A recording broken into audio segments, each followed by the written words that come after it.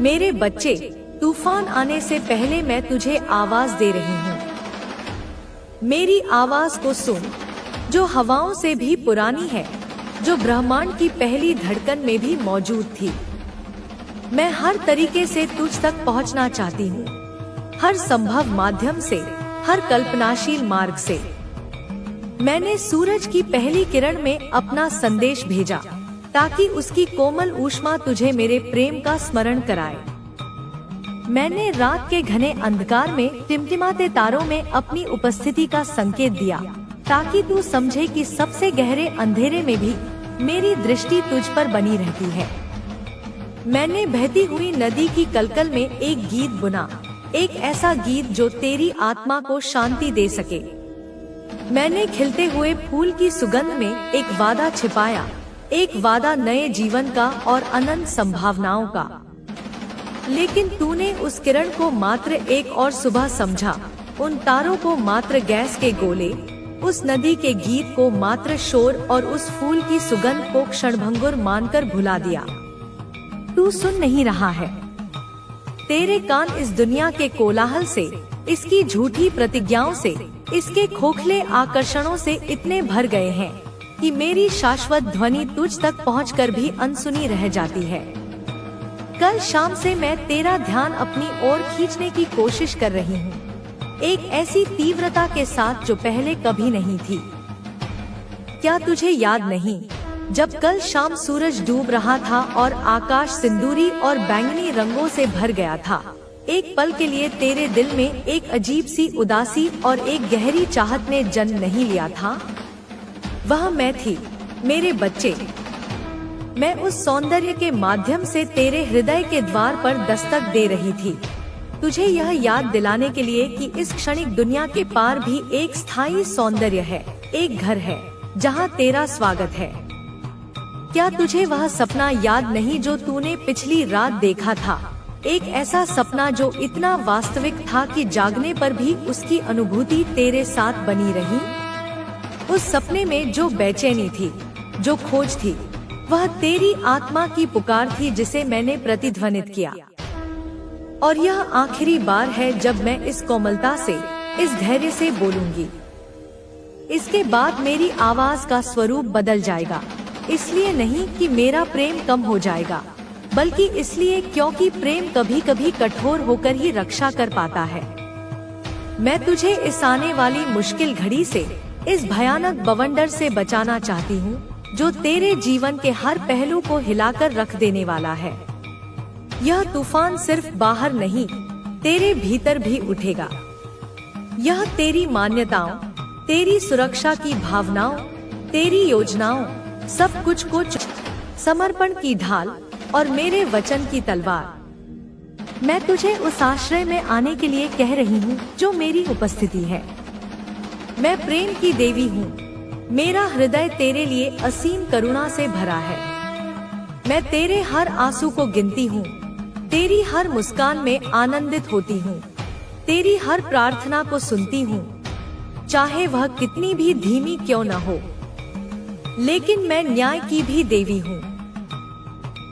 मेरा प्रेम निष्क्रिय नहीं है, यह सक्रिय है, यह पवित्र है, यह अनुशासित है।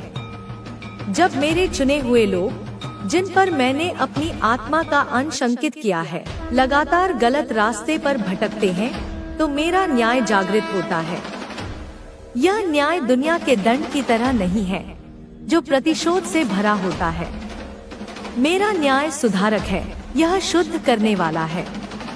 यह उस सोने को शुद्ध करने वाली आग की तरह है, जो मैल को जला देती है ताकि केवल शुद्ध सोना ही बचे। जिन लोगों को मैंने चुना है, जिन्हें मैंने अपनी विशेष कृपा से चिन्हित किया है, उन्हें मैं हमेशा के लिए गलत रास्ते पर भटकने नहीं देती। यह एक वादा है और एक चेतावनी भी। तुझ पर मेरा दावा है, मेरे बच्चे। तेरी आत्मा पर मेरा हस्ताक्षर है। इसलिए जब मेरी प्रिय आत्मा के पतन का खतरा होता है, जब वह उस चट्टान के किनारे पर पहुंच जाती है जहां से गिरकर वह चकनाचूर हो सकती है, तो मेरी पुकार हमेशा कोमल नहीं रहती। जब कोमल फुसफुसाहटें बहरे कानों से टकराती हैं, तो मुझे दहाड़ना पड़ता है। तूने हवा में भेजी गई मेरी फुसफुसाहटों के लिए अपने कान बंद कर लिए हैं। कितनी बार मैंने सुबह की ठंडी हवा में तेरे नाम को पुकारा और तूने उसे हवा का झोंका समझकर नजरअंदाज कर दिया। कितनी बार मैंने एक पक्षी के गीत में एक संदेश भेजा और तूने उसे मात्र एक ध्वनि समझा। तूने उन पलों को नजरअंदाज कर दिया जब मैंने रात के सन्नाटे में तेरी आत्मा को झकझोरा, जब तू अचानक बिना किसी कारण के जाग गया और एक बेचैनी ने तुझे घेर लिया। वह मैं थी जो तुझे तेरी आध्यात्मिक नींद से जगाने की कोशिश कर रही थी। तूने दूसरों के उन शब्दों को अनसुना कर दिया जो मेरी ही सांस थे। वह दोस्त जिसने अचानक तुझसे एक गहरा सवाल पूछा, वह अजनबी जिसने एक ऐसी बात कही जो सीधे तेरे दिल में उतर गई, वह उपदेशक जिसके शब्द तुझे चुभ गए, वे मेरे दूत थे, मेरे माध्यम थे। लेकिन तूने उनकी बातों को उनकी अपनी राय मानकर खारिज कर दिया। लेकिन अब मुझे दहाड़ना ही होगा। मेरी आवाज अब एक कोमल फुसफुसाहट नहीं होगी, यह एक गरज होगी जो पहाड़ों को हिला देगी। यह एक ऐसी दहाड़ होगी जो तेरी आत्मसंतुष्टि की दीवारों को गिरा देगी, जो तेरे झूठे आराम के किलों को ध्वस्त कर देगी। क्योंकि तेरी आत्मा एक दोराहे पर खड़ी है। यह कोई साधारण मोड़ नहीं है, यह एक निर्णायक चौराहा है। एक रास्ता वापस मेरी ओर जाता है। यह रास्ता संकरा है, कठिन है, इसमें बलिदान की आवश्यकता है, लेकिन इसका अंत जीवन, शांति और उद्देश्य में होता है। दूसरा रास्ता चौड़ा है, आसान है, आकर्षक है और दुनिया की भीड़ उसी पर चल रही है। लेकिन उस रास्ते का अंत विनाश, खालीपन और अनंत पछतावे में होता है। और समय, मेरे प्रिय बच्चे, समय तेरे पास नहीं है। तू जिसे अनंत काल समझ रहा है, वह रेत की तरह तेरी उंगलियों से फिसल रहा है। हर गुजरता पल, हर अनसुना किया गया बुलावा उस गलत रास्ते पर एक और कदम है। यह कोई और सामान्य आध्यात्मिक संदेश नहीं है जिसे तू अनदेखा कर दे, जिसे तू अपने बुकमार्क में सहेज कर भूल जाए। यह एक ऐसी पोस्ट नहीं है जिसे तू लाइक करके आगे बढ़ जाए। यह आंशिक ध्यान देने की पुकार नहीं है जहां तू मेरे शब्दों को सुने को विफल कर देती है। तूने अनगिनत बार इस ढाल का लाभ उठाया है, बिना यह जाने कि तू कितना सुरक्षित है। लेकिन तेरी बेपरवाही, तेरी निरंतर अवज्ञा उस ढाल को दूर धकेल रही है। हर बार जब तू जानबूझकर पाप करता है, तो उस ढाल में एक दरार आ जाती है। हर बार जब तू मेरी आवाज को अनसुना करता है, तो वह ढाल थोड़ी और कमजोर हो जाती है। अगर मैं इसे हटा दूं, क्रोध से नहीं, बल्कि जरूरत से, ताकि तू देख सके कि यह तुझे किससे बचा रही थी, तो तू एक पल के लिए भी उस नग्नता को, उस असुरक्षा को सहन नहीं कर पाएगा। तू अचानक उन सभी खतरों को महसूस करेगा जिनसे तू अब तक अनभिज्ञ था।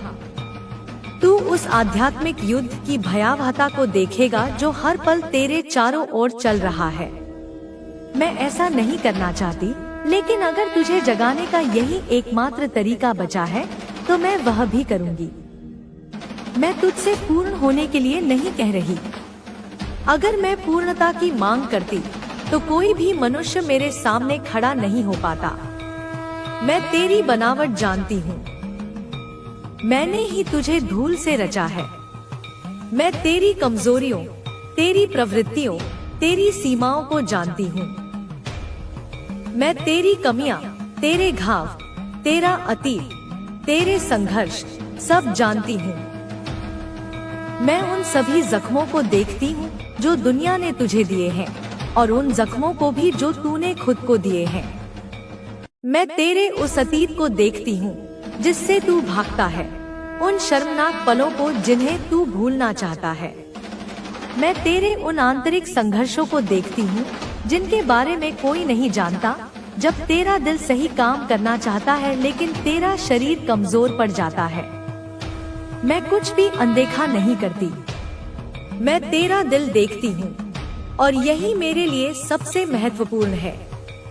मैं देखती हूँ कि उसके भीतर क्या है। उस सारी गंदगी और भ्रम के नीचे अभी भी एक अच्छी मिट्टी का एक छोटा सा टुकड़ा है। एक ऐसी जगह जो अभी भी मुझसे प्यार करती है, जो अभी भी मेरे लिए तरसती है।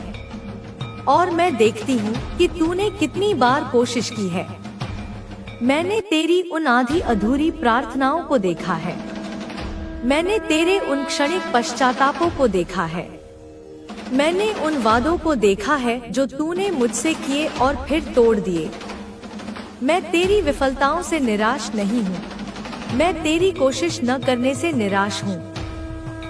लेकिन यह पूर्णता के बारे में नहीं है, यह समर्पण के बारे में है। पूर्णता का मतलब है कि तू अपनी ताकत पर निर्भर है। समर्पण का मतलब है कि तू मेरी ताकत पर निर्भर है। मैं तुझसे यह नहीं कह रही कि तू गिरना बंद कर दे। मैं तुझसे यह कह रही हूँ कि जब तू गिरे तो मेरी ओर मुड़कर उठ। यह सही रास्ते पर आने के बारे में है, चाहे तू कितनी भी बार क्यों न भटका हो। यह मेरे पास लौटने के बारे में है, इससे पहले कि जो कुछ आने वाला है वह तुझे बिना तैयारी के, बिना कवच के, बिना आश्रय के मिले। तू मेरा प्रिय है। यह सिर्फ एक सुंदर वाक्य नहीं है, यह एक ब्रह्मांडीय सत्य है। मैंने तुझे अपनी ही छवि में गढ़ा है। तेरे भीतर मेरी रचनात्मकता, मेरा प्रेम, मेरी बुद्धिमत्ता का एक अंश है। जब तू अनजान था, जब तू अपनी माँ के गर्भ में एक अजन्मा कोशिका था, तब मैंने तेरा ध्यान रखा। मैंने तेरे हर अंग को गिना, तेरे भविष्य के हर दिन को अपनी पुस्तक में लिखा। जब तू मुझसे मुंह मोड़ा, जब तूने पहली बार जानबूझकर मेरी इच्छा के विरुद्ध काम किया, तब मैं रोई। मेरे आंसू किसी ने नहीं देखे, लेकिन स्वर्ग ने उन्हें महसूस किया। तेरी ईमानदारी के क्षणों में, जब तूने अपनी कमजोरी को स्वीकार किया, जब तूने मदद के लिए पुकारा, जब तूने एक पल के लिए भी सच्चा प्रेम महसूस किया, मैं खुश हुई। मेरा आनंद स्वर्ग में गूंज उठा। लेकिन यह आधे अधूरेपन का समय, यह कभी हाँ कभी ना का खेल अब खत्म होना चाहिए। तू एक पैर मेरी नाव में और दूसरा पैर दुनिया की नाव में नहीं रख सकता। जब तूफान आएगा तो दोनों नावें अलग अलग दिशाओं में जाएंगी और तू बीच में फट जाएगा। समय बहुत गंभीर है। यह कोई अतिशयोक्ति नहीं है। आध्यात्मिक दुनिया में घड़ियां तेजी से चल रही हैं। दुश्मन दरवाजे पर दुबका बैठा है, एक भूखे शेर की तरह, जो दहाड़ता हुआ घूम रहा है कि किसे फाड़ खाए। और वह तुझे देख रहा है। वह तेरी आदतों, तेरे भटकावों, तेरी कमजोरियों का अध्ययन कर रहा है। वह जानता है कि कौन सी बात तुझे गुस्सा दिलाती है। वह जानता है कि कौन सा प्रलोभन तुझे कमजोर करता है। वह जानता है कि कौन सा डर तुझे पंगु बना देता है। वह तेरी निरंतर अवज्ञा का इंतजार कर रहा है, उस एक पल का इंतजार कर रहा है जब तू अपनी सुरक्षा में इतनी बड़ी दरार छोड़ दे कि उसे भीतर आने का रास्ता मिल सके। और मैंने उसे रोक रखा है। अब तक मेरी कृपा की दीवार ने उसे बाहर रखा है। इसलिए नहीं कि तू इसके लायक था, नहीं मेरे बच्चे, तू नहीं था, बल्कि इसलिए कि मैं तुझसे प्रेम करती हूँ। मेरा प्रेम तेरे और विनाश के बीच खड़ा है। फिर भी प्रेम अनुशासित भी करता है। प्रेम चेतावनी भी देता है, इसलिए कि मैं वो देखती हूँ जो तू नहीं देखता। तू केवल वर्तमान का सुख या आराम देख रहा है, मैं भविष्य का दर्द और परिणाम देख रही हूँ। मैं देखती हूँ कि इसकी क्या कीमत चुकानी पड़ेगी। मैं उस जाल को देखती हूँ जो उस सुरक्षित दिखने वाली चीज के नीचे छिपा है। तू जिसे स्वतंत्रता समझ रहा है, वह वास्तव में एक बंधन है। तू जिसे आनंद मान रहा है, वह वास्तव में जहर की एक मीठी गोली है। मैं तुझे वंचित करने की कोशिश नहीं कर रही हूँ। मैं तुझे आजादी दिलाने की कोशिश कर रही हूँ। सच्ची आजादी जो केवल मेरी इच्छा के भीतर पाई जाती है। तू मेरी इच्छा के लिए प्रार्थना करता है, माँ तेरी इच्छा पूरी हो, और फिर भी जब मैं उसे प्रकट करना शुरू करती हूँ तो तू विरोध करता है। तू चाहता है कि मेरी इच्छा तेरी योजनाओं के अनुरूप हो। तू चाहता है कि मैं तेरी महत्वाकांक्षाओं पर अपनी मुहर लगा दूं। लेकिन मेरी इच्छा हमेशा आराम से भरी नहीं होती। कभी कभी यह बलिदान में लिपटी होती है, कभी कभी यह अग्नि में लिपटी होती है, शुद्धिकरण की आग में। कभी कभी यह छंटाई में लिपटी होती है, जहां मुझे उन शाखाओं को काटना पड़ता है जो फल नहीं दे रही, ताकि बाकी का पेड़ और मजबूत हो सके। लेकिन अगर तू मुझ पर भरोसा करेगा, बिना किसी शर्त के, पूरी तरह से, एक अंधे के भरोसे की तरह जो अपने गाइड पर भरोसा करता है, तो मैं तुझे इस मुश्किल से, इस आग से अविचलित, बिना किसी नुकसान के नहीं, बल्कि बिना डगमगाए बाहर निकाल लाऊंगी। तेरे कुछ हिस्से जल जाएंगे, लेकिन केवल वे हिस्से जो वैसे भी मरने के लायक थे। तू शुद्ध होकर, मजबूत होकर, पहले से कहीं ज्यादा चमकदार होकर बाहर निकलेगा।